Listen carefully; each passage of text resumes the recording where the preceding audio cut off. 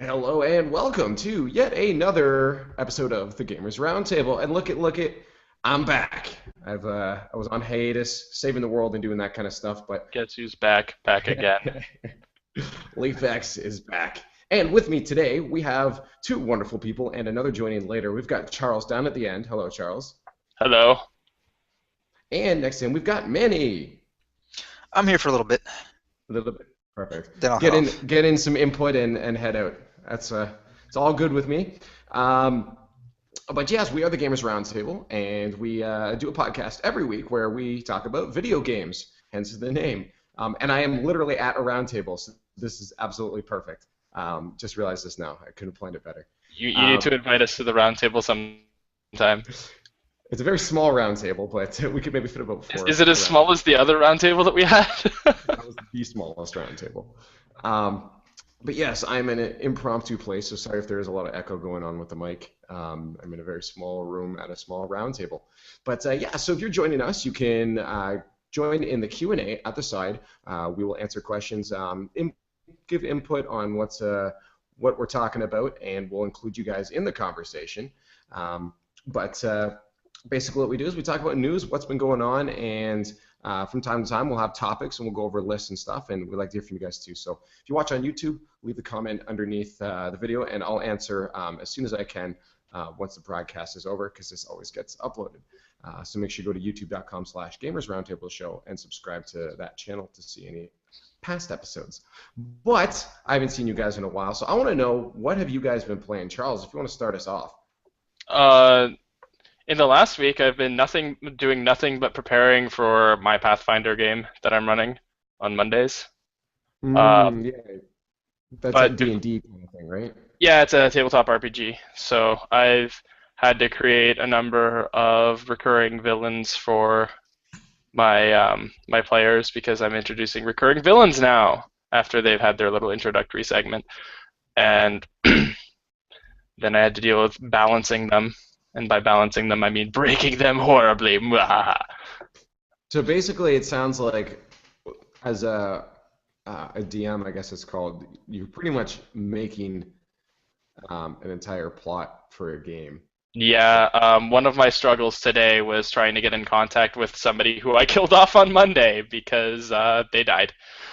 So I have to introduce a new character for him. Luckily, we're at a point where I can actually do that, but I'm trying to work with him to write him into the story and give him access to a little bit of behind the scenes stuff because he would be associated with certain characters because of his position and standing, given the backstory that I've already been given or what his character concept wants to be. So I'm giving him some options, but he's not responding because apparently people like to sleep at 6 in the evening. Peacefully. Yeah, that sounds taxing. That sounds like way too much work for me. It's fun. It's fun. It's work. It's fun. Whatever. Hey, as long as you're enjoying it, then, right? Yeah, I'd like to be on the other end. You do the work, and I'll just play the game. That's Yeah, I miss playing the game. I haven't been able to like very actively be a player character for a while. hmm So True. All right. Well, that's super cool. Manny, is there anything you've been playing or anything you've been up to? I haven't talked to you guys in a while. Uh, um, I'm a little out of it, I'm a little tired and hungry, but so I won't be as talkative as usual. But Mhm. I finished Far Cry 3. Talked about that last. Playing some South Park right now, which is pretty good. I've heard. I have stick of yet to truth. get to it. Yeah. Yeah, stick of truth. Yeah. Not the first-person shooter. I've. Oh, that was an amazing game. No, it was not. It's notoriously one of the I worst don't know. games I in think that's history. why But I just love using the gun, making people dance. Like a feeling. I think if you played it right now, you'd probably be like, "Oh man." I did play it about a year ago, I think. I think that one of the only reasons I still enjoyed it was for nostalgic reasons. It was me and my friend who used to play it all the time, picked it back up and said, "Hey, let's give it a try." And I don't know, it was. I think the only reason it was fun is just because that dancing gun thing. It was ridiculously hard to play though. But yeah, I don't know how I put up with it as a kid, but it wasn't that bad, I don't think. Okay. And now, why didn't you like Far Cry 3? Now, I know you love Blood Dragon, right? I thought the story was stupid. I thought the game was bloated, and I thought the leveling up mechanic was convoluted. Okay. So it's, and I think I heard mention of, I was kind of popping in a little bit on the last one, and I think I heard you mentioning that you thought Blood Dragon was basically what Far Cry 3 should have been in the. No, not even should have. I just think Blood Dragon does what Far Cry 3 does, and a Okay. tighter, better package. Yeah, Blood Dragon was amazing. I had a lot of fun with Far Cry 3. I wouldn't say it was necessarily um, the greatest thing there was, but I had a lot of fun with it, just roaming around and fighting sharks in the water and stuff. Yeah, but yeah, you have to remember that that's 35 outposts, an absolutely terrible story starring Jason Brody. There's more. Like I said, there's more to that game. I mean, if we're just talking about pure mechanics, then like that's why Blood Dragon does all of that stuff, and it doesn't wear you out. By the time you're taking your 19th tower, Yeah. and you know what I mean, the annoying work, and it's not like the story is good enough to drag you through the rest of it. Like, Well, you're entirely right. I did a lot of times. There's been other games too, but in that one, it's just like, I don't want to do another outpost right now. Like I no, want that's what I'm to. saying. The outposts are fun, but there's 35 of them, and they don't really change all that much. Like the only thing that changes is maybe how you decide to approach it, and that's all. Yeah, I'm just exactly. saying, Blood Dragon. I played Blood Dragon first, so by the time I was like, okay, I've had enough outposts, or I've had enough of this. Mhm. Stuff. The game was Yeah, over. no, that makes sense. It is a type of package. I I won't. This is a short, not a short game. Isn't it like the stat most people don't finish most games anyway? Well, here's the thing is, So I went. People played for here's a the little funny bit. thing is, I usually Well, don't finish games, and I did actually finish Far Cry 3. Not Voss like thing. 100% did it, but yeah. I feel so misled after hearing years and years about Voss. He's like interesting for like 15 minutes. I think he was such a great character. No. But that's what I'm telling you. He's interesting for 15 minutes. If you actually count how much he's in the game, it's Oh less than no, 30 minutes of actual Voss I on think time. that's why people are so hyped about him, just because they didn't get enough of him. And No, really, because by the middle, he just becomes some loser quoting the same line evermore about insanity, and he seems completely incapable of killing you, even when he has no. Like it's so dumb. It's so dumb. Really, boss, you can't kill a guy who's right in your face.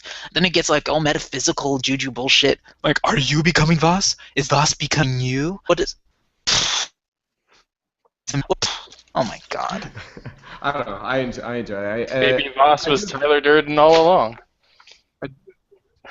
It was just like so absurd. It's just so dumb. And like Voss is an interesting character for like 5 minutes, and then he becomes like the biggest joke. Like the biggest joke. He becomes like Doctor Evil. Oh, no, I'm just going to put you in a highly escapable situation and assume everything went according to plan. What? Remember?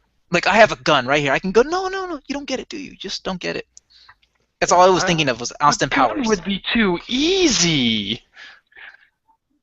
At one point, but that's the thing though. He shoots him with a gun at point blank range, and he still misses because he's a freaking loser.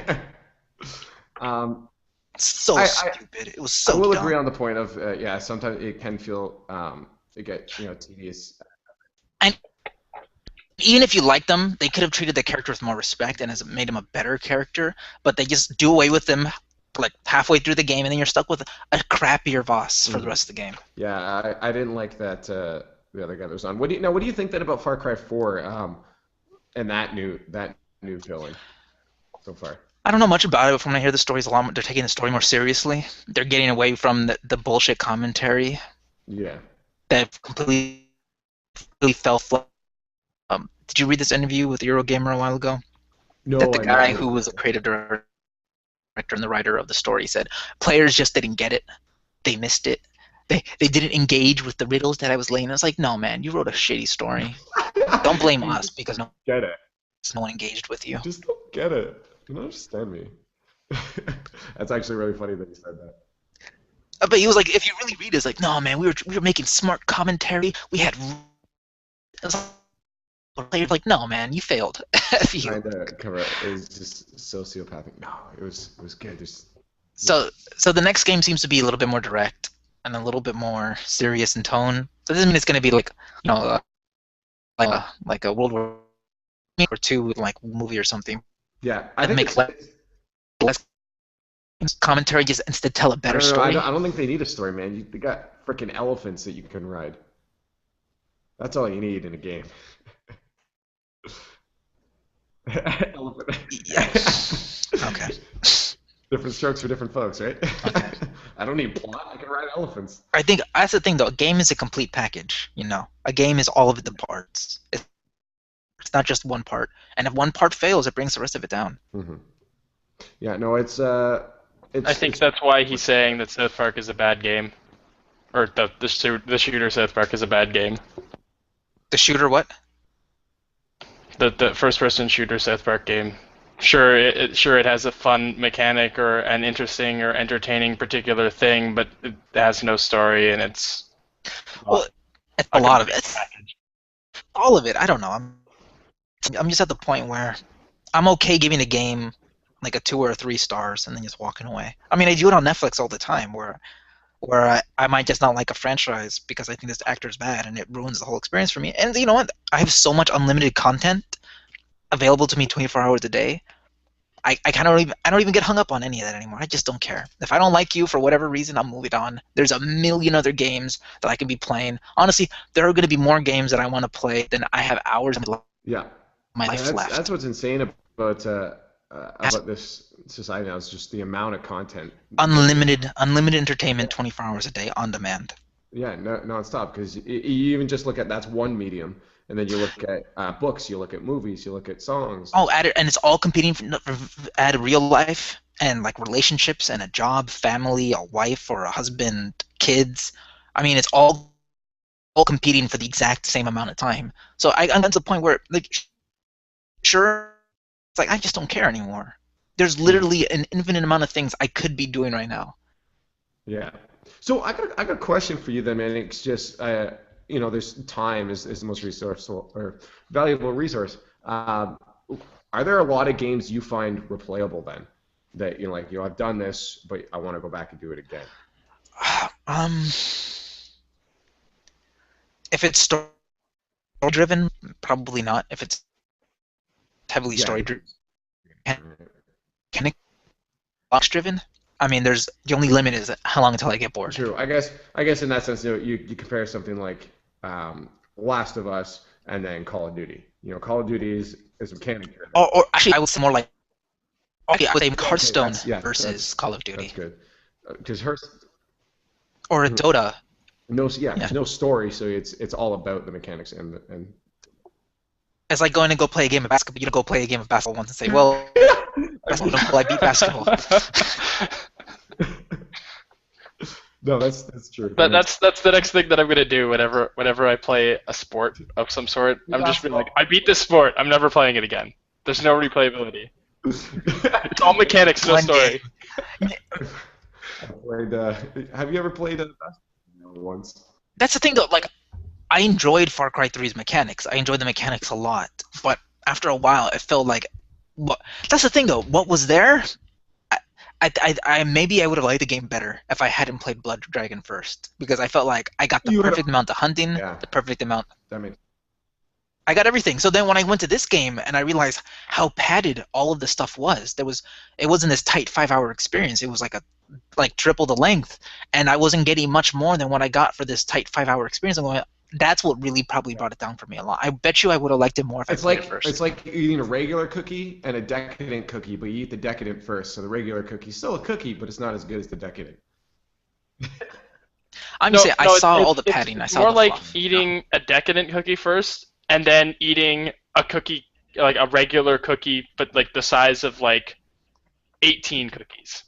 By the end, it's too much, and it wasn't as good as the decadent. There we go. That's perfect analogy. I wish Eric. That's what I'm saying. I felt like I got the full experience already. I had fun and I moved on. I have nothing but good things to say about Blood I think that's Dragon. almost in the same sense of playing. Well, maybe a little different. Dead Space 3 and then going to Dead Space 2 for Eric there is Uh, Did you guys go? That's right. You guys yeah, went I backwards, right? didn't. He did. It was just Eric that went backwards. Yeah. So I guess. Well, going the other way, I mean, I think Eric enjoyed Dead Space 3 a lot more because he didn't play the other two Yeah, first. sorry. I think that's what I meant was that it was like him Yeah. playing Far Cry 3. And then us going the other way was like, oh, they really let their quality slip here. Yeah. Thank you. Go. So, hmm relative, right? Cool. And then for myself, again, has been so busy. I haven't really been playing much at all. Haven't had internet for a while. I'm actually not even at my house right now. It's um, I get it tomorrow finally though, so I'm trying to get in as much Destiny as I can because next week Advanced Warfighter. No, what is it now? I don't know. Space Shooter 14. Advance Wars. It's Yeah. Advance Wars.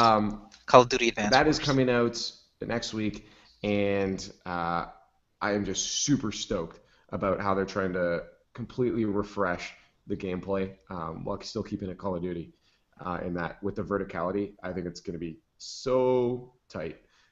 I'm a COD person. I love playing competitively, so that's something super exciting for me. I know others probably don't give too much of a poop, but I'm super stoked about that to see how it is. So you're gonna hear my full critique on it. Actually, not next week. Oh, I can't pick it up next week. I'm not even in the country. I won't be here next week. Now I'm really sad. I just saddened myself. But Call of Duty comes out next week. um, so that's what I'll be playing once I get back to be able to pick it up and play it.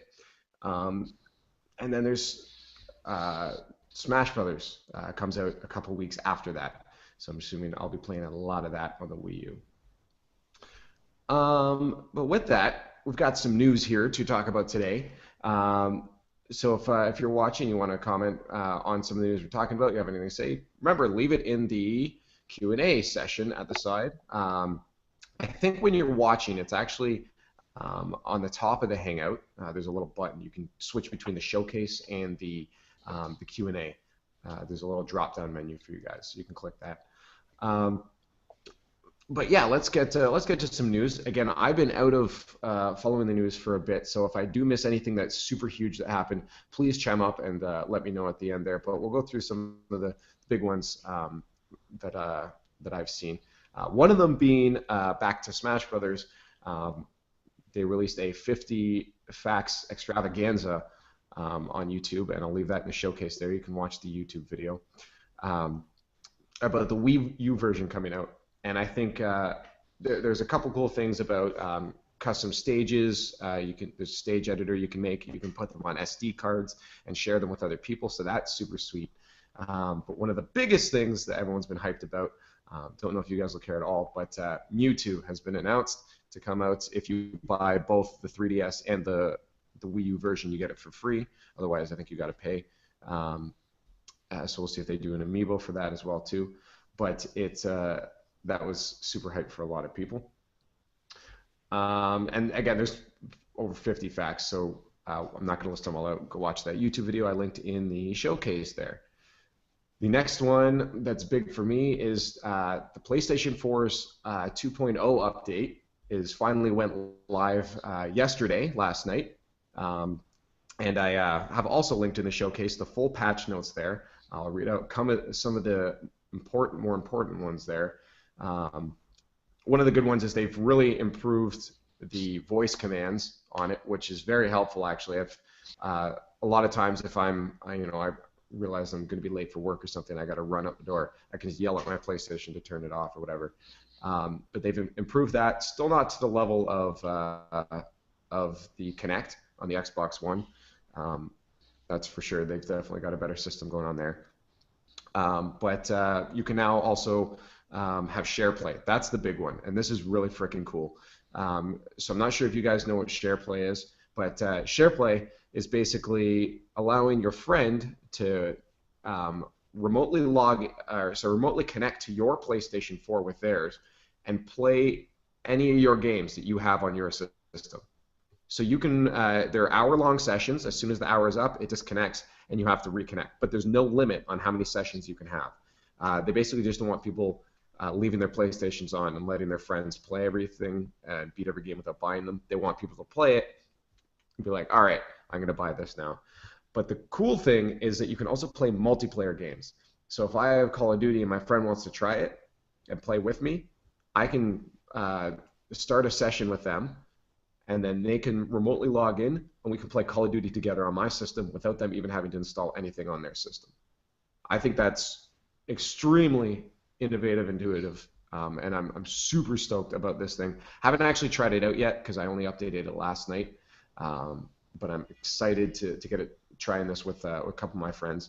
And I wish every system had this. Like, that's freaking cool. You can just remotely log in, play these games, and there's no limit on how much game time you can get.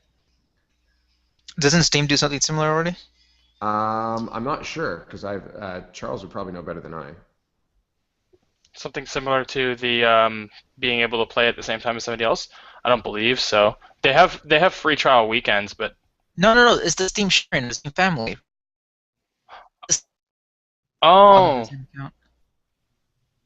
yeah, Okay. I don't have a family to share the things with. So But you I vaguely wouldn't. remember now, right? Yeah, I know roughly what you're talking about, but I've never really taken any interest in it because it hasn't really applied to me. If I recall, though, that works a little differently. That one you still have to download the game, right? Because the way this works is it's simply streaming. It's like PlayStation Now's service, the Gaikai service, or what OnLive was, where basically you're remote connecting in. Your friend is a host, and they run the game, and you're just streaming the game to you, and you're streaming your inputs back. So it's more of a streaming thing instead of a shared library. I think that's what the family thing is. It's a shared library. Correct me if I'm wrong, but I think that's what that is. But regardless, it's cool that it's on there. You know, it's even if Steam has it. So I'm stoked for that. You know, start playing all my friends' games. Well, the best thing is that all my friends always borrow my games. They always borrow my games, and I always forget who has what. Now they can just connect into my system and play them, and then I can tell them to buy it if they actually like it. I don't actually have to physically lend my games out. So that'll be helpful for me. But yeah, so players in a party can now use SharePlay. Video clips can now be uploaded to YouTube. Before, you could only upload to Facebook or Twitter. Facebook for the video clips, but pictures to both. Now you can upload directly to your YouTube channel, which is super, super helpful because I would have to upload to Facebook, rip it off Facebook, and then re-upload it to YouTube later. And it was just a very just stupid process that I'm super glad they fixed because now it helps content creators get content out faster to their channels. Themes, that's super sweet. You can add themes to your home screen now to customize. I know a lot of people are big on the customizing their home screens. I had so many themes on my PS3. It was ridiculous. You can also play music stored on USB storage devices now while you're playing music. So you can actually just plug in your phone or a USB stick or whatever and play your music that's on that through the system. So that's kind of cool if you have friends over and like, hey, I don't have any auxiliary cable, or I have no way to hook up to your sound system. They can just plug it into your system and play through the PlayStation like that. So that's pretty useful. But yeah, tons of other features that came out. This was a very, very huge one. They've also changed a lot of how Twitch works on it. A lot more options. You can actually have the party chat go through the broadcast now, and tons of other things. So again, check out that the patch notes there if you want to see what everything was included there. I can't possibly go through it all because there was just so much.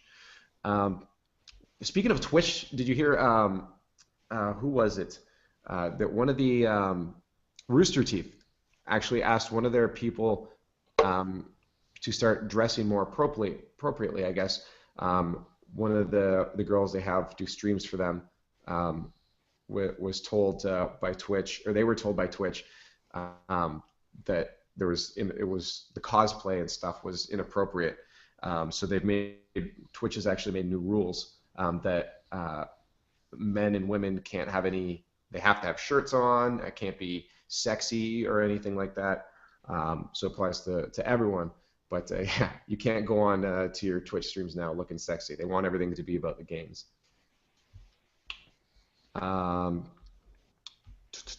So yes, that's PS4 patch notes, Twitch. A while ago, we actually talked about Activision being sued by I can't say his name properly. I don't think Noriega's about over his likeness in Black Ops. I guess he thought that the character in Black Ops 2 was too much like him, and he tried to sue them. And the judges just cleared Activision, saying that there's nothing for this case. I just thought it was funny. I remember when that happened that he tried to sue them, but he basically helped out their point in the article. I don't know what he was expecting to happen there. Dude, he was expecting a payout. Duh. Yeah, but he had no real back up to his claim. It was very weak, very weak. Yeah, that was a couple months ago, I think. So they threw that away pretty fast. Grand Theft Auto coming out soon, the remake on the next gen systems. On the PS4 has just been confirmed that it's going to run at 1080p resolution, which is pretty freaking sweet, because I am definitely picking up that game, because it just, out of all the remasters they've done from last gen to current gen, this one is looking the most impressive. Like, they've put a lot of work into it. So I'm excited to go explore the wilderness as Trevor again and get drunk on the mountains. That's going to be in super HD, so that it's going to be sweet. Now here's a cool one, and congratulations to Kojima. But Hideo Kojima won the Golden Joystick Lifetime Achievement Award for his contribution to gaming just the other day on Friday. So that's I don't think anybody can really disagree, with his work on the first MGs and all that, and all he's done for gaming throughout his life. He definitely deserves that. Just want to give a quick shout out to him for being recognized for all his work throughout the years. With that, now this one's funny. Unity, the Assassin's Creed Unity, coming out this year. Ubisoft actually just released the specs for it, like what you'll need, and it's absolutely ridiculous. Either this game is going to be a beast, or Ubisoft doesn't know how to optimize for PC. I'm going to go with the latter. Yeah, so this is the minimum processor, is a Core i5 2500K at 3.3 gigahertz, or an AMD FX 8350 at 4 gigahertz. Recommended is the Core i7 at 3.4 gigahertz, and the AMD, same one. RAM minimum 6 gigs, recommended 8 gigs. Video card minimum is the GeForce 680. 680 as your minimum. So I'm definitely not going to be able to play it. I'm still running a 570, or the Radeon 7970. Recommended is the GeForce 780. And how much do those go for now? Do you know, Charles? I don't know. I have a mid-range gaming laptop from like 2 years ago, and there is no way that it has 8 gigs of RAM. That's the only thing, and it has a sound card and hard drive space, and it's 64 bits operating system. But other than that, it's not going to meet the video card requirements, and it's not going to meet the processor requirements. And I really don't think that it's optimized at all. Yeah, I think they're skipping optimization entirely. That's a console master race going for it right there. Oh yeah, and here's the best one. The hard drive space required, you need 50 gigs. 50 gigs of hard drive Sounds space. legit. Uh, I don't know why. That's fine. I mean, there's I would nothing say, wrong with that. I guess a lot of games are getting up there, but that's still quite a lot. No, that's most games now. Period. I mean, if you look at your PS4 installs, Yeah, well, they're average around 20. look again. Man, that's insane how big these installs are getting. I Hey, guess, higher. march of progress, man. That's why they're putting 500 gig terabyte drives in there now. Robitussin. Like that's not the most unheard of. I mean, honest, like if you even look at a game like Wasteland 2, which is like you wouldn't think it's that big. That's like a 20, 30 gig game right there. Yeah, I guess if you're, I guess that's true. I'm thinking discs. It's. I guess if you wanted to run. I mean, that's some why they movies went to on a Blu-ray though, hard drive, because yeah. a dual layer Blu-ray does 50 gig install. You can has 50 gigs Yeah. of data. I mean, that was the promise of the PS3. Why they went to that larger size? They're just finally No, taking that's advantage of true. it. Well, now and you can have. I think it also has to do with high resolution textures and that are going to take Oh, up absolutely. space, right? And video, full motion video that you don't have to compress as much. Lots of things.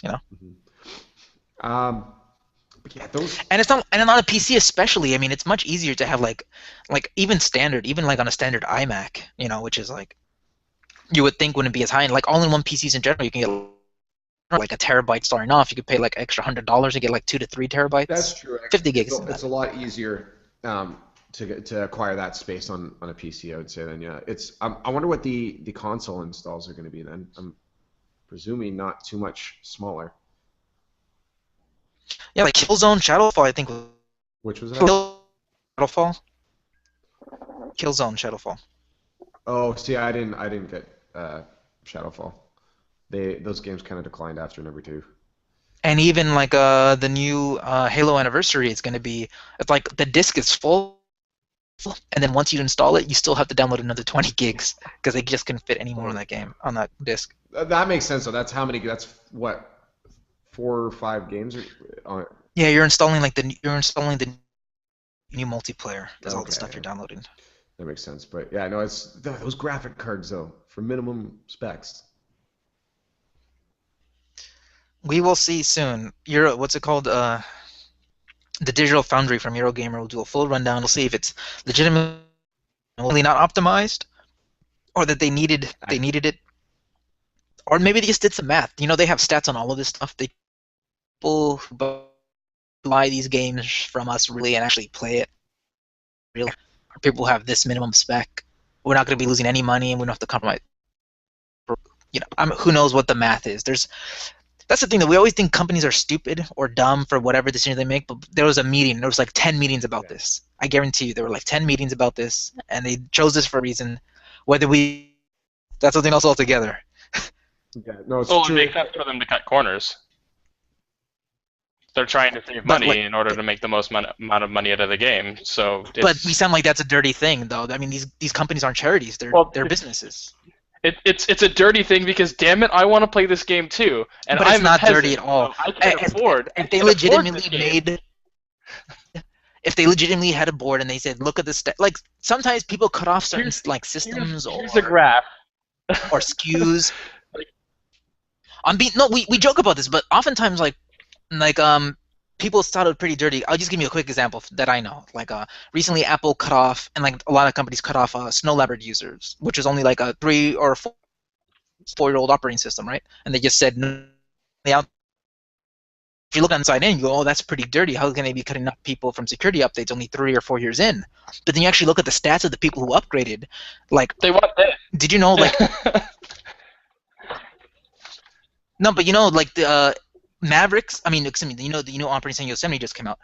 Yosemite did in 4 days what it took Windows 8 to do in 2 whole years in terms of install base and numbers. So like, there's a massive shift between like the amount of people actually using like Snow Leopard is like 4% compared to like the 98% that already moved over to like recent operations in the last 2 years. So, like I said, there could be I'm just not willing to.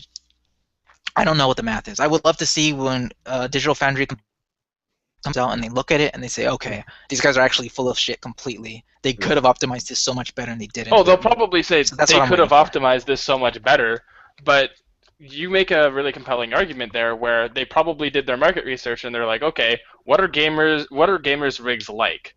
Okay, 80% of the people who are playing that would buy this game have at least this much specs. Okay, that's the minimum. Cut off there. I bet you, or it'd be like how many people actually own it, but then actually play. I bet you there's a lot of people who buy these games on Steam sales and never actually open it or play for 5 minutes.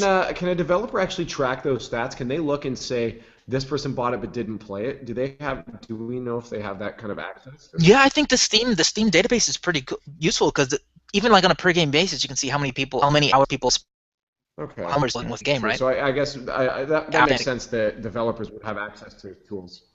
People unlock the finishing the game achievement. Oh, that's true. They can actually, achievements could be used as a way to track. Oh, they already are. They've been doing that since the launch of the Xbox 360. It's one of the most useful things that people have. Is that like like even stuff like at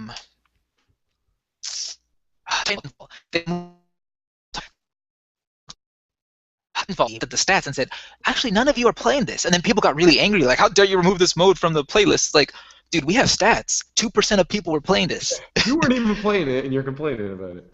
Yes, it's crazy what data does. I mean, I love this kind of data. It makes people make better games, honestly. You can see specifically what your audience is doing on a daily basis. Okay, why did most people stop playing at 75% through? You go in and you maybe do test sessions and ask people, right? That's great. Yeah, it makes data-driven gaming. It's fantastic. Yeah. No, because then you can see, wait, actually people like playing this, and they quit out of a game whenever they can't play this mode, and they try to, maybe we should just make this playlist front and center because this is clearly what people want to play. No, that makes sense. And again, we'll find out. November 11th is when Unity releases. Yeah, we'll see. We'll see. We'll see if it's a disaster. We'll hear about it right away. It's that's right. The only other game that I know that wasn't optimized, that was PlanetSide 2. That was terribly optimized for PC. It was like I know some lower rigs that were playing it fine, and some high-end rigs that were just. When The Witcher 2 came out, everyone said, "Oh, you needed like a high-end machine," and everyone was like, "That's fine. It's The Witcher. Who cares? It's fine." The Witcher is a very good-looking game. Assassin's Creed Unity might be a good-looking game with a lot of stuff going on. We're like, no. I need to be able to play it on my 5-year-old gaming laptop. Yeah, well, it's that's the thing is, it's either the vocal fan saying, "Oh, now I gotta."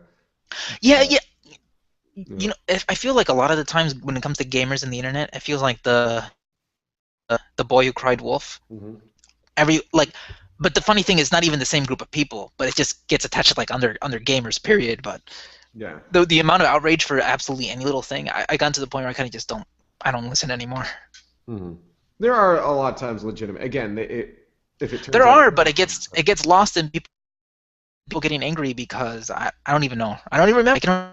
Everybody's I don't even know any all examples. The time, so how do we know who's actually? That's kind of the feeling I get. So it's like it just kind of becomes like this base level of anger. This is the base amount of it. We've got 5 angers right now. That's it.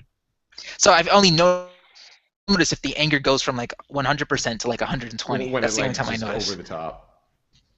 Yeah, I'd say there's a base amount of 80% of anger and hate going on at all times. Yeah, on anything. Like there's now the angers of over the new Terminator movie sounding dumb, and then that'll go away, and then there'll be more anger about the Marvel announcing all their movies all at once, and they don't sound cool enough. Then tomorrow will be anger about.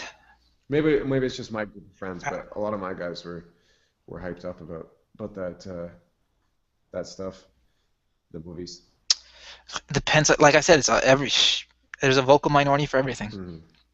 No, it's true. Yeah, those are usually the loudest. But yeah, let's find out in 2 weeks when Unity drops. I think no, I didn't pre-order that one. I'm just gonna pick it up regularly. I won't pre-order that one. Um, and I'll be playing on the PS4 though, where it'll just work. Hopefully. Remember even that controversy about Unity, the PS4 and the Xbox One version being identical, Yes, and I remember. 900. We brought that up a few weeks ago. Yeah. Man, we had to settle down and lock it at something so we can actually finish the game and make sure it did everything that it was going to do. And we're barely getting there now. So it wasn't like, you know. No, it rarely ever Yeah. is that simple. So yeah, that makes sense. If they're getting to deadline, they're like, okay, we can't try to.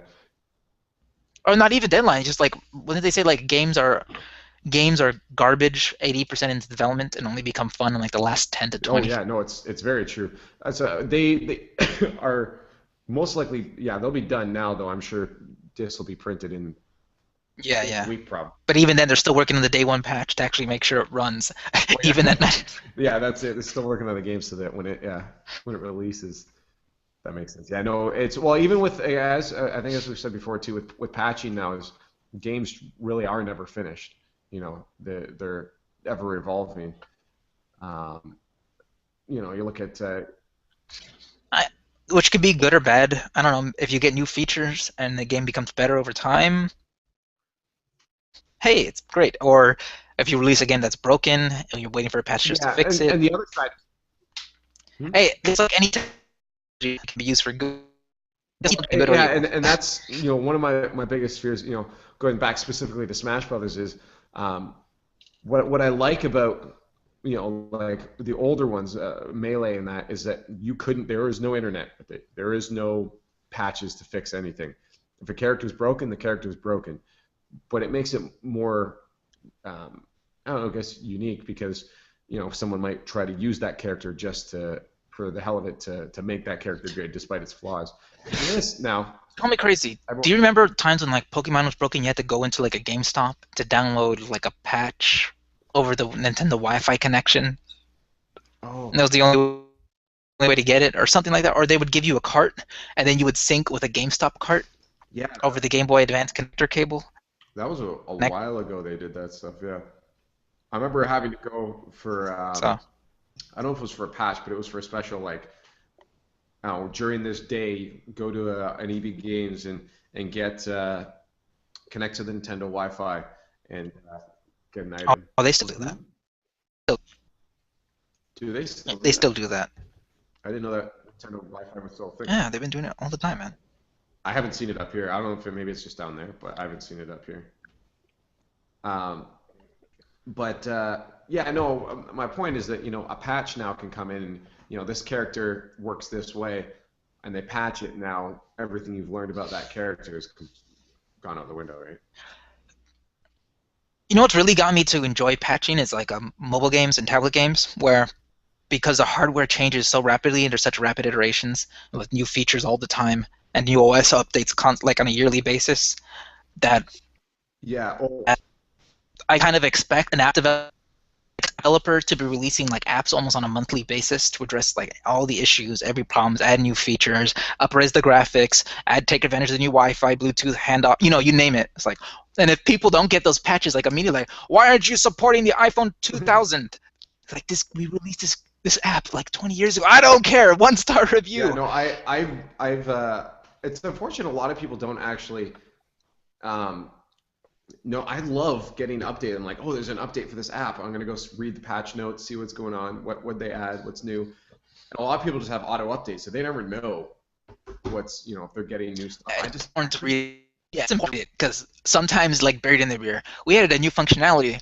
Oh, and by the way, we track everything you do at all times, and we send it directly to the NSA. Yeah. Like, wait, what?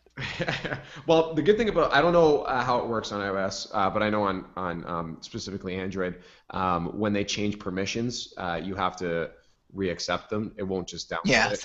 same. Okay, I I figured. mean, Google and Google's gotten pretty good recently about making sure all their data is encrypted, and that they're trying to throw away the keys so that even if someone else comes knocking, it's like, well, I don't know, man, Yeah. we don't got it. We can't Mhm. open it for you. So it's yeah, no, I just love reading patch notes of when there's I hate it though when it's just like bug fixes. It's like I don't know. Yeah, even like in a game like Dota, the patch notes can, like for hardcore players, can practically turn into an Oh, entirely different game with like different focuses, different characters become yeah, viable all of a and sudden. like I don't know how they would feel. I don't. Well, Charles, you played Dota then.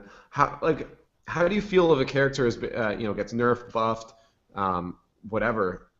Like, is that upsetting or is it exciting? Because I know if a character I've been playing in Smash um, suddenly gets nerfed to the point where even just like an F Smash, its range is reduced a little bit. It changes your entire gameplay, Well, yeah, it right? definitely does. Like if you change significant changes like numbers don't usually make that big of a deal, but like particularly for damage. But if you're changing, say, the range of something or even like the width of a spell, or like adding a fraction of a second to the cast time or doing something like that could entirely change the way that you play a hero. And not even that hero. It's the entire metagame gets changed because It could also change the metagame as well. But how your the teammates the play issue, with you. the issue with the Dota community and the League community is you're playing a MOBA, you have to play more than one hero or champion. You have to know more than one character, just in case that character gets banned in a pick ban or a ban pick. So if you end up like only playing one character and getting like really really good at one character, you're fucking useless because you can be countered anyway. So if they change a character enough that you'd have to change to another character, you already have backup characters in your repertoire Hmm. that you can use until you relearn the thing that was broken, or until you pick a new hero to explore into. Yeah. But with Smash, for example, Smash has a very limited selection of heroes or champions or avatars for you to use. So you typically pick one, and that's it. There's no pick ban or anything like that, or there's very limited like ban pick. So you only need to know like one, two, maybe at most three um, Hmm. characters in order to be an effective gamer in that sort of respect. Like you're not going to ban your own people, and what you get, what one, two bans usually in a tournament for each person. For characters, no, it's just stage bans. Oh, it's just stage bans. Okay, so then there's no banning at all. You literally have to learn one character. If they change a single aspect of that character, it could ruin your entire gaming career. Hmm. Yeah, and so that's what I was saying. For you, I guess maybe it's not as oh, they just messed this Unless character up. they change every single character that you have learned in a single patch, it's not going to it's not going to off-put your playability or capability as a player entirely. Sure, it will nerf some aspects of your career or whatever you're doing, but it's not going to change. Like it's not that game changing. It's not the end of the world because you know at least four or five champions, Hmm. and Now I know. you have to know multiple roles, and you have to know multiple champions in each role, or you're useless. Yeah, no, I know they did because they did. Reason I was bringing it up is they did recently patch Meta Knight, one of the characters in Smash Brothers. For I don't know exactly what they did. I think they buffed him a bit because he was absolutely garbage before that. So I think early on it makes sense to get all the characters and everything fixed up because at this point no one's developed a meta game to the extent that the other ones have gotten to. But later on, I can see a lot of people getting upset about it. if if the Smash community wants to do something like do rotating patches and do balance changing often, they're going to run into the problem where I picked one champion and I'm good at that and that's it. Mhm. And they changed like one person, like they could list it as a buff, like yeah, we buffed this person. He has a slightly longer range, but it totally throws off the way that you play that character. Even if it's a buff, you may consider it to be a game breaking thing for you if it doesn't play exactly the way you want it to. Well, yeah, because here's the thing: it's just because it's a buff on one particular thing, it may reduce. If the range is longer and knockback's bigger, it reduces your ability to do combos and stuff, right? Exactly. So it's just like, oh yeah, your smash, it's got a longer range, but this thing does a pushback. I can't do my combo if like the person is like 5 pixels to the right, and like you've extended the range, say 10 pixels. Yeah, you've extended the range by 10, but if the range is extended by even 5, it throws off my entire game. Mm-hmm. Exactly. And that could ruin somebody. Mm-hmm. Eric has just joined into the call here. His idea of 15 minutes is very strange. But hello, American Eric. Hey, how's it going? Hey, I had to take over hosting duties for the past couple weeks, so don't give me any shit. Fair enough. I just want to say I don't think I've seen you in the new house yet. So nice. Yeah, no, I have not. I have. This is the first one with everybody, kind of. I'm finally like all settled in. I just have a contractor working on one of my bathrooms, and then everything will be done, and I'll be good to go to stay inside for the next 5 months. I like the Castlevania painting up above on the wall there. Yeah, it's pretty badass, right? Yeah, everybody thinks I'm a fucking vampire or a Satan worshiper when they come into my house now. Because they won't get the reference. Yeah, it's pretty cool. It's unique and different, you know. So that's kind of what I was going for with that. I like it. It looks good.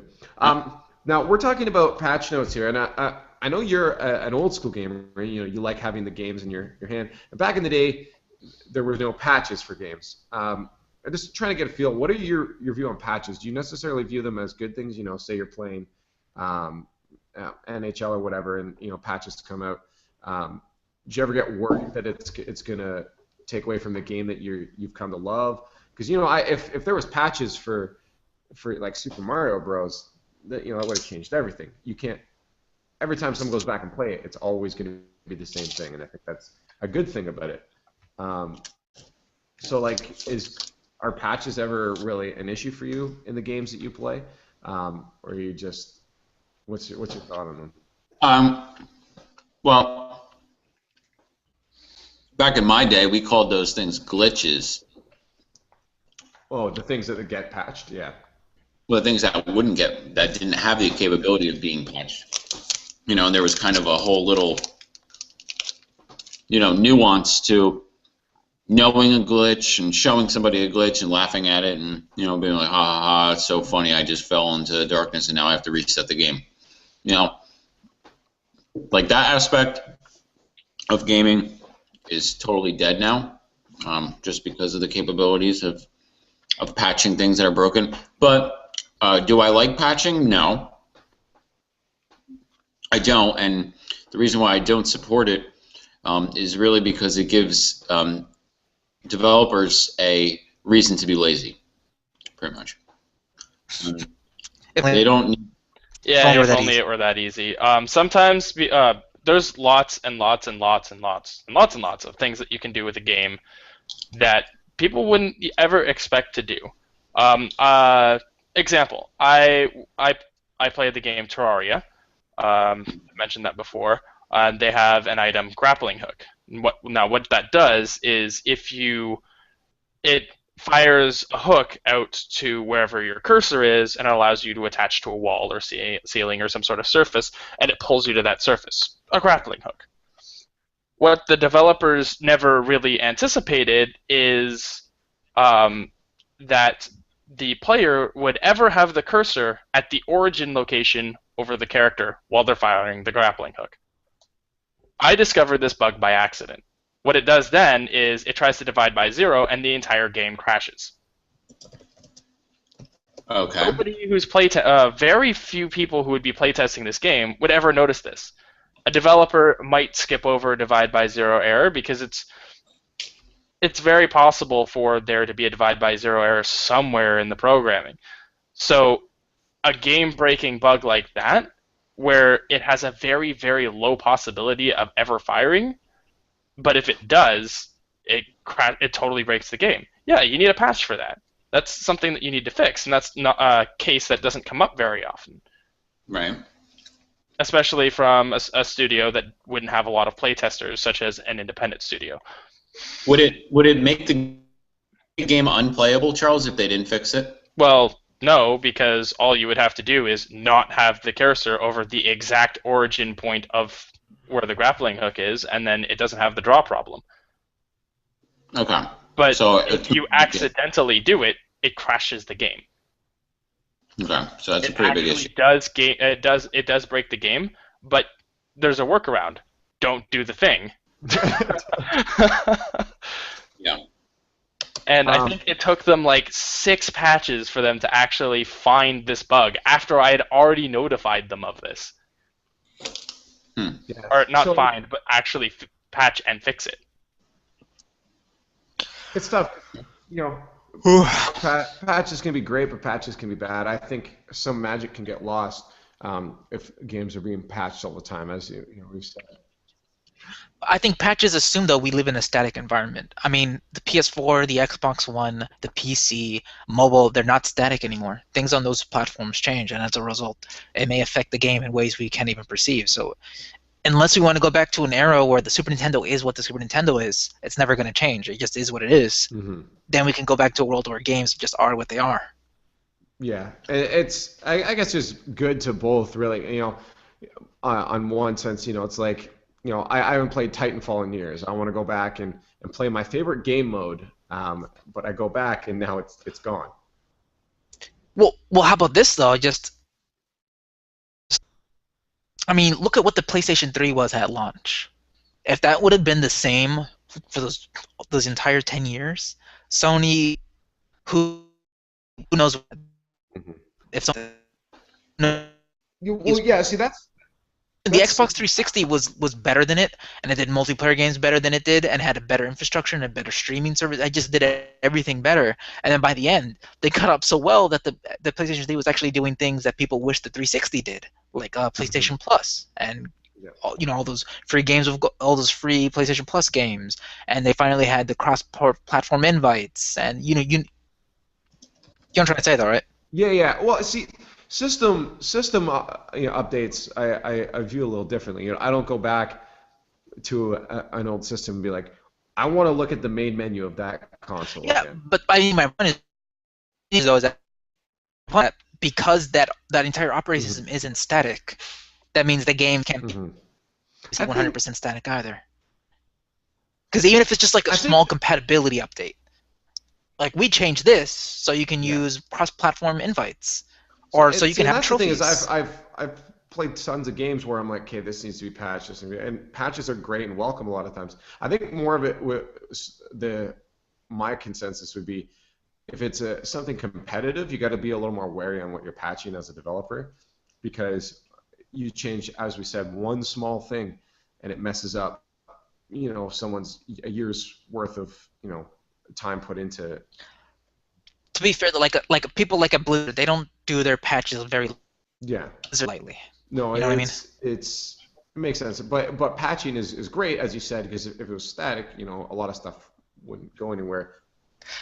I just think they go hand in hand. If your platform isn't static, then that means your games can't be either. Because even if it's something as silly and as minor, really legitimately as, now the game will not crash when you go open cross invites. Yeah. See, that's right. Or here's an example too why patching is good. Is Diablo 3, right? Oh yeah, it's the game it should have been.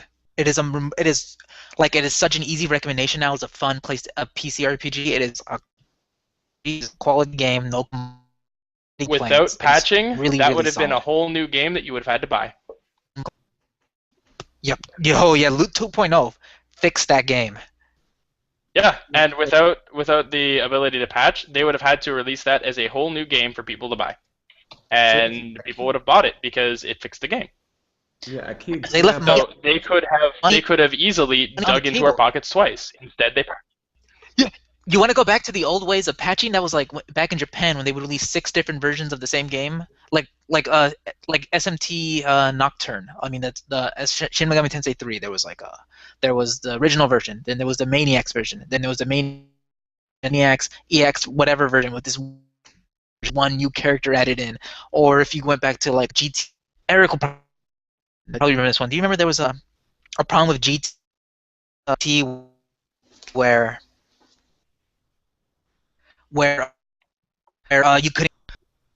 It was like GT2 or GT3 or something. It was a PlayStation 2 era Gran Turismo. Oh, Gran Turismo. Okay. I remember vaguely. I think it was the second Gran Turismo. It was the double disc, the arcade disc, and the simulation disc. I don't know if you remember. That's kind of how it came. And yeah, it was. Yeah, I know it, but it was Gran Turismo 2, and yeah, you can only get to like 97 or 98% completion or whatever. And it was like the dumbest bug. So how did they fix that? They released another version that cost like $30, and they added a few more cars and a few more tracks. Right. That's the old ways. You release a new version. Right.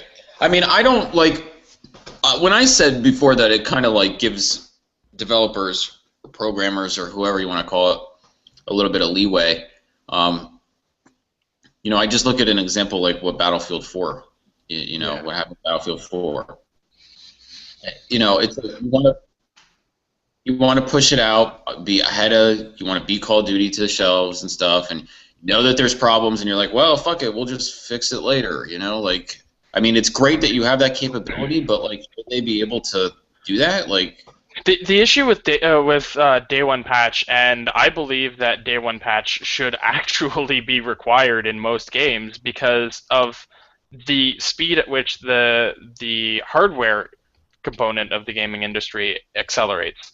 So you have a project, you have a deadline to get something out by. If you were to delay your deadline, you might be working with different hardware, especially when you're going between console generations or whatever. Or they pay you to have this game out on this day, and they could potentially run into problems, or playtesting could go awry, or some mechanic that they wanted to do, they just can't get it nailed down.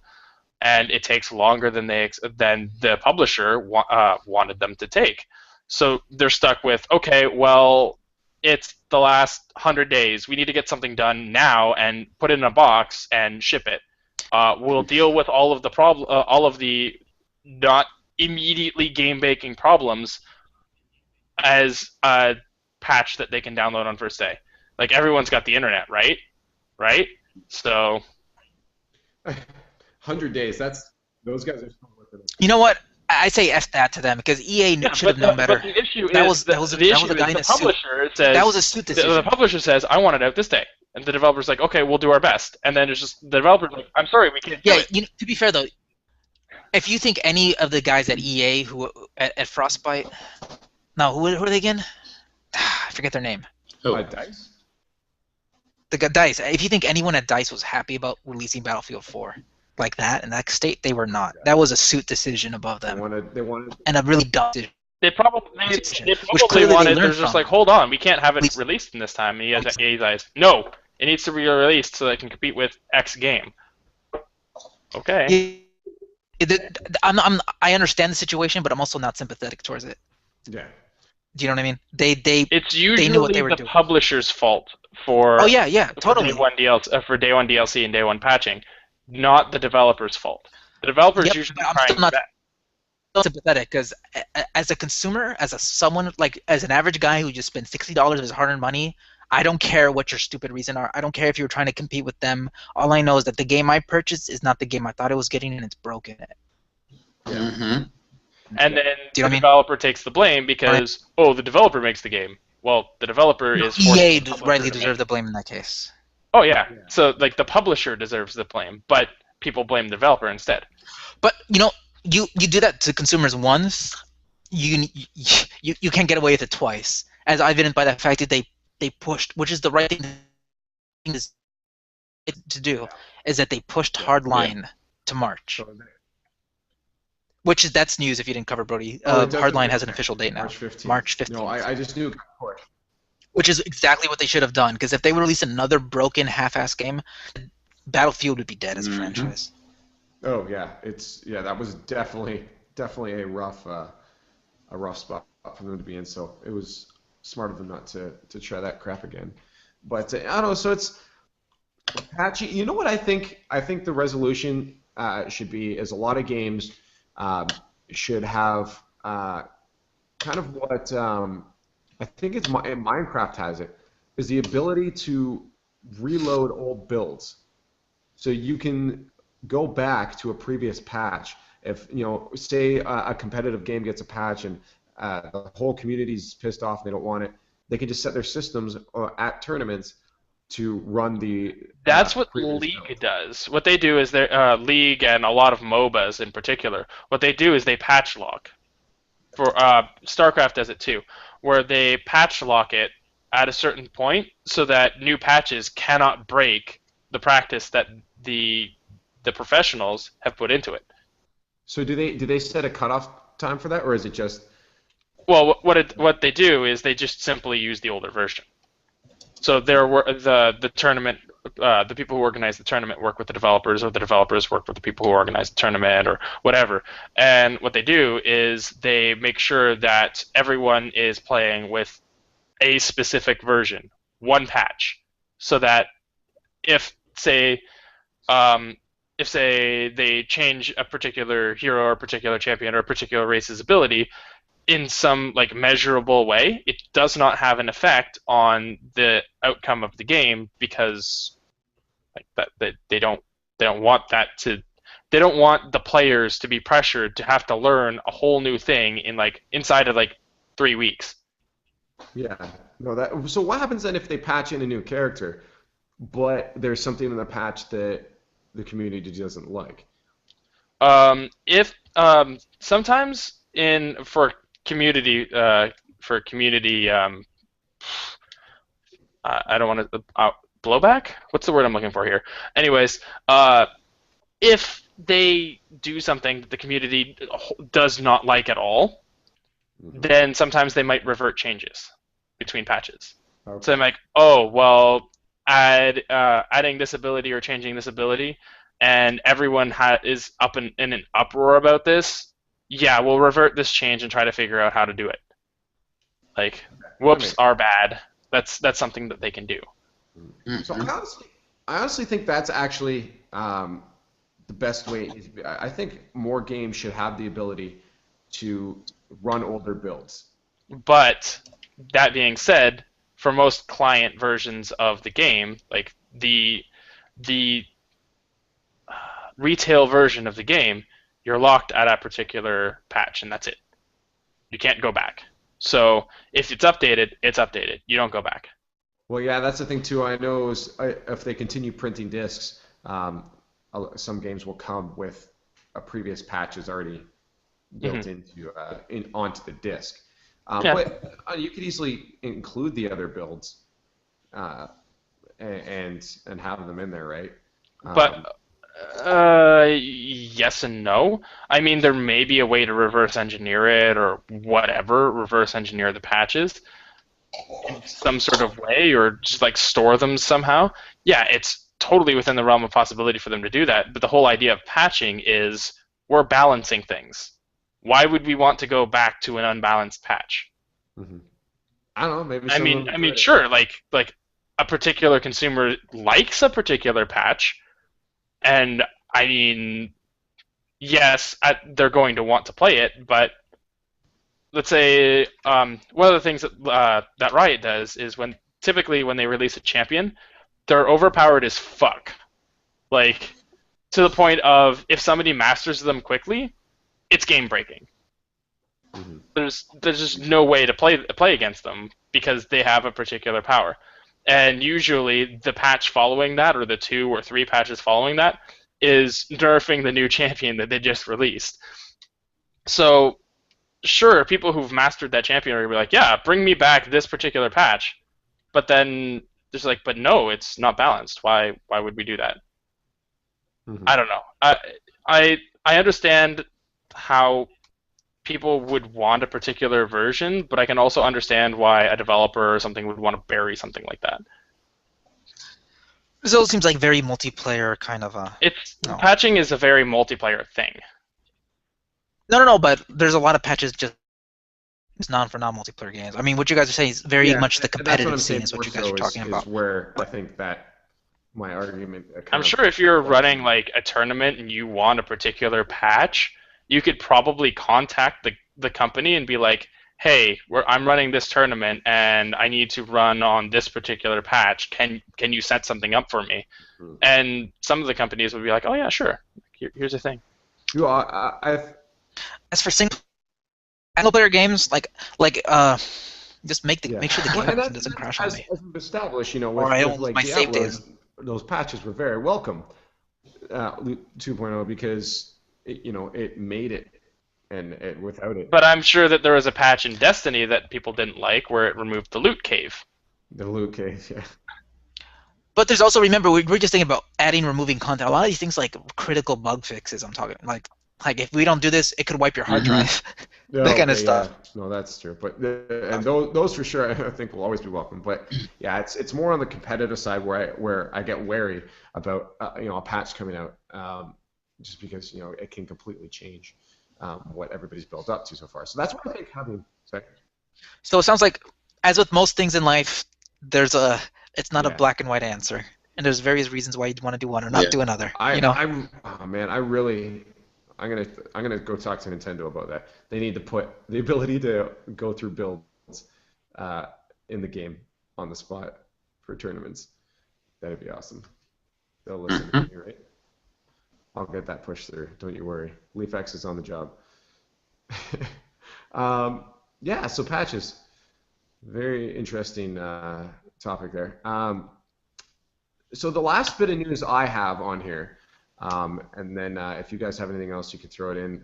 Again, I may have very well missed some stuff, but the last bit I got is the PS Plus line has been leaked. Sony accidentally posted it, presumably because they removed the video quickly after. Wait, the what was the leaked? video for the PS Plus November lineup. Okay. With the games. Yes. I don't even know. A little soon. So if anybody's looking for the games that you're going to be getting for PS Plus in November on the PS4, Binding of Isaac Rebirth and SteamWorld Dig. Looks like a lot of indie games this coming month. On the PS3 PS Plus, you're going to get Frozen Synapse Prime and Left Trousers. And on the PS Vita, you're going to get The Hungry Horde and Escape Plan. Actually, Escape Plan, that's pretty sweet. I was always one in that game. Yeah, so there's the ones. I'll put in the showcase the link. Someone's obviously captured it and re-uploaded it before Sony was able to take it down. Yeah, those are all the news pieces I have on hand this week. I don't know if you guys had anything else you want to give a shout out to before, or any other discussion topics before we ended her off there. Anybody else? Charles? No, I don't got any discussion for this week. Manny? I'm playing Hearthstone.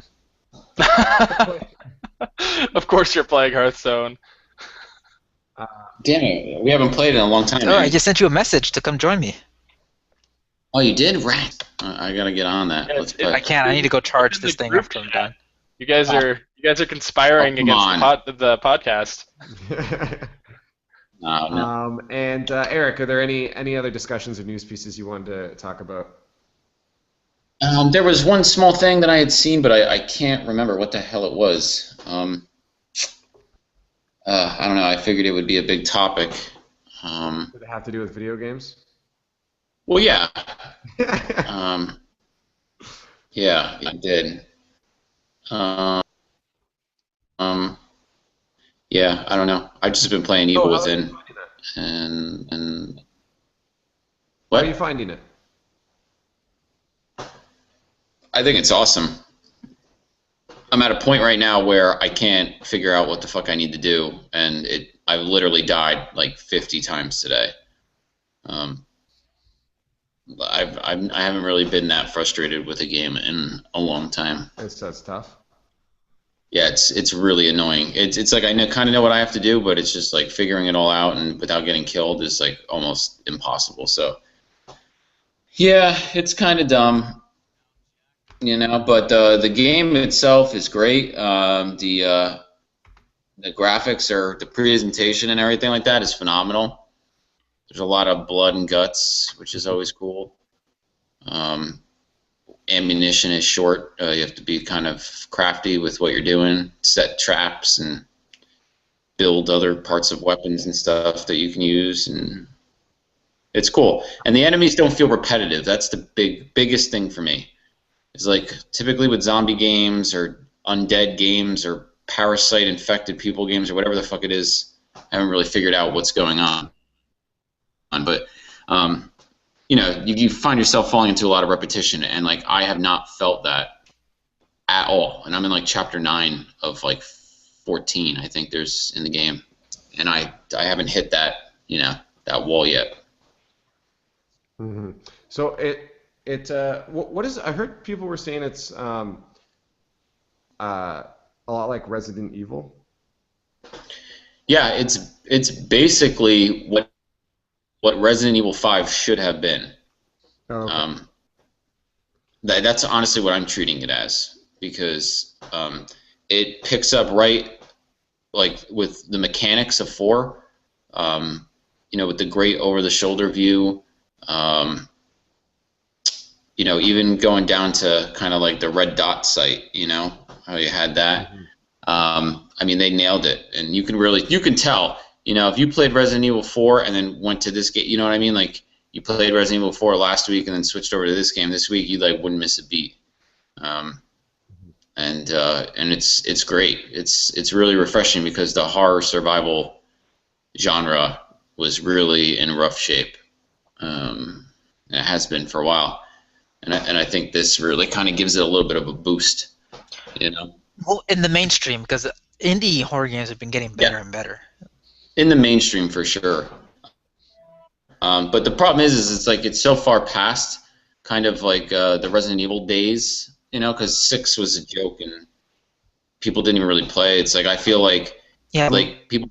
Like 5 was like 6 years ago, Yeah, man. And you say this is what Resident Evil 5 should have been? I was like, they would always take like 4 years in between. That's why every year you would think, oh my god, okay, well not every year, but every game you'd be like, oh my god, they had 3 to 4 years to work on this. This is gonna be so awesome, and then not.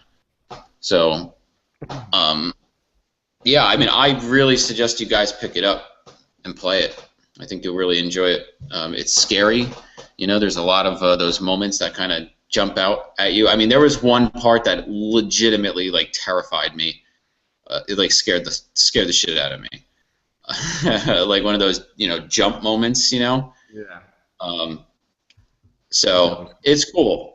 It's a cool game, and hopefully the ending doesn't suck. That's really what I'm dreading, is that the whole game is like pretty good, playable, and then the ending just blows. Of the game? Yeah. So have you beaten it already? No, I'm stuck on chapter 9. I died so many times today. I can't get past it. So. Hey, I was gonna say if you're on PS4, I could remote play in and help you out. Yeah, well, wait, I don't know if there's no multiplayer option with that, right? No, but I was saying today the new PS4 update came out, and one of the features is share play, and it share play lets you set your system so that I can remote connect from my system and control the game. Oh, no way. Yeah, so I can So jump in and play. like you just tap in, you could like take turns almost. Yeah, exactly. Yeah, And that's badass. yeah, it's pretty sweet. And if there was a multiplayer game, I could play with you just on your system. I don't even need the game. What? Yeah. Okay, that's rad. Yeah, I dig that. I need to get a PS4. Maybe for Christmas I'll treat myself. There you go. Yeah, I totally forget about Christmas. My dad actually I mentioned something about Xbox One, and he's like, well, you know, Christmas is coming up. I'm like, sweet. I don't have to hit my own account for that. Right, like totally forget. Yeah. Yep. But yeah, no, that's a super rad feature that they just released last night with it. So I'm stoked to give it a shot. Something else I actually just saw. YouTube allows 60 frames per second videos now. So that's pretty hype. Oh, cool. And so in the showcase there, I'm putting gameplay. It's one of the first 60 frame per second videos of Mortal Kombat 10. Some gameplay there. 1080p, 60 frames per second. It looks abso-freaking-lutely gorgeous. So in the showcase, you can go take a look. I'll link you guys in the chat there. And then one other thing I totally forgot is the Crew closed beta is on Xbox and PlayStation 4 now, Xbox One and PlayStation 4 from November 6th to 10th. So if you go to their website, you can sign up for the closed beta right now to get into it. I don't know if it's closed yet or not, but if you want to give that a try before it comes out on December 2nd, I think it is. Yeah, December 2nd for PC or every system. Then you can get in and try it out now. So I'm excited to give that a shot. I haven't had a racing game that I've liked in quite a while. So this one's looking pretty promising, hopefully. Yes, that's everything for my end of news there. Did you figure out what your other thing was there, Eric? No, I'll figure it out though. I'll just save it. All right, save it for later.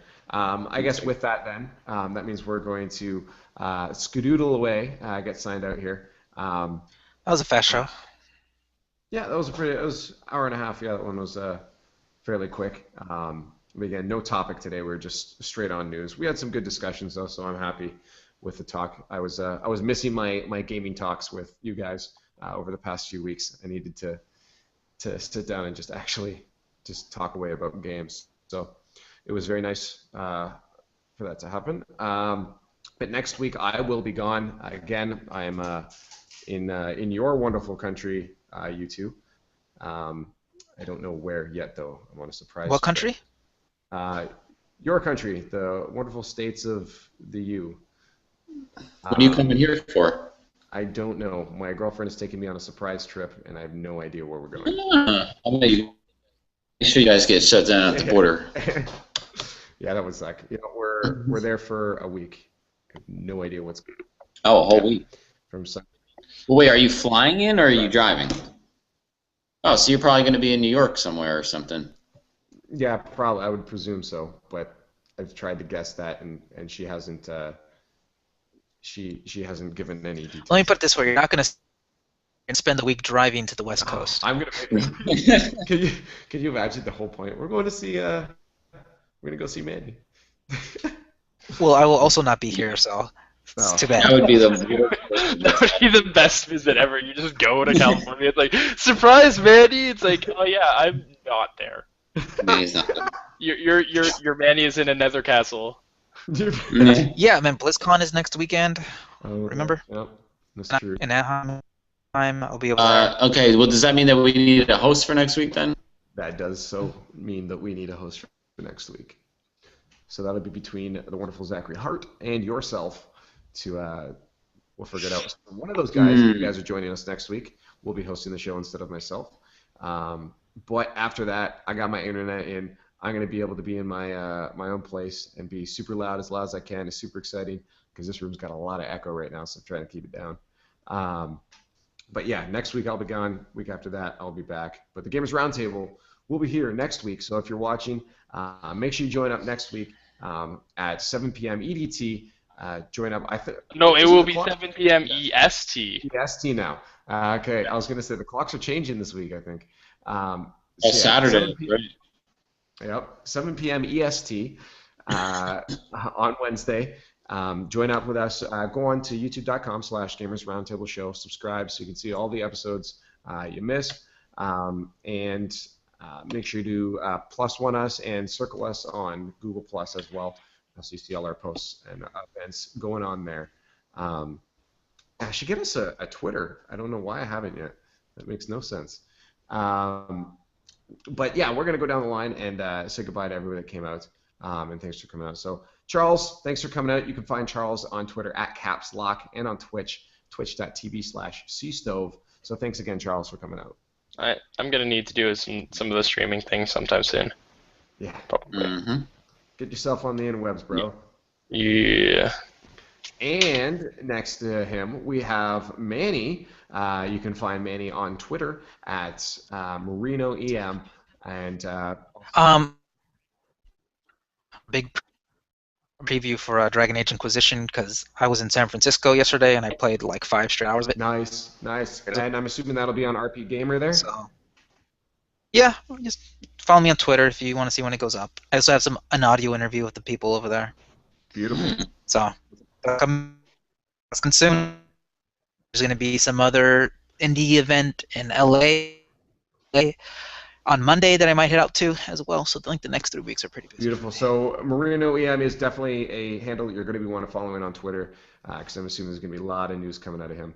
So make sure you guys get on that. Thanks again for coming out, Manny. Oh, What was that? I said, thanks again for coming out. Oh, okay, sure. Sure. Okay, I'm gonna go. I'm gonna go get some new glasses, and they're gonna close at 7. See you guys. Goodbye. Okay, bye. And next to the guy escaping from the podcast at the moment, we've got Eric. You can follow Eric at Eric Miller 3. 3. Eric Miller 3. I don't have my Lord shirt on. Apologize. At Eric Miller 3. And follow him on there. He's always talking about stuff, sometimes doing like those giveaways and things. So you definitely want to get following him on the Tweeter Twatter. But thanks for coming out, albeit late, but thanks for coming out, Eric. Yep. Thanks for listening to me talk about stuff. And once again, I'm Liefx. You can follow me on Twitter at Liefx. You should also follow the video game tournaments that I run at Let's Play KW, and give them a follow and go on Facebook and give them a like, because that definitely helps us out. Reach out to new people, and it's for a good cause. Video games, that's one of the best causes there is. But again, make sure you follow all of us. Come back next week because we'd like to hear from you guys. Join in the live Q&A because we'd like to hear you guys talk with us too. But thanks to everyone who came out and watched today and gave us a listen-a-roo. And we'll see you next week. And as always, keep gaming hard.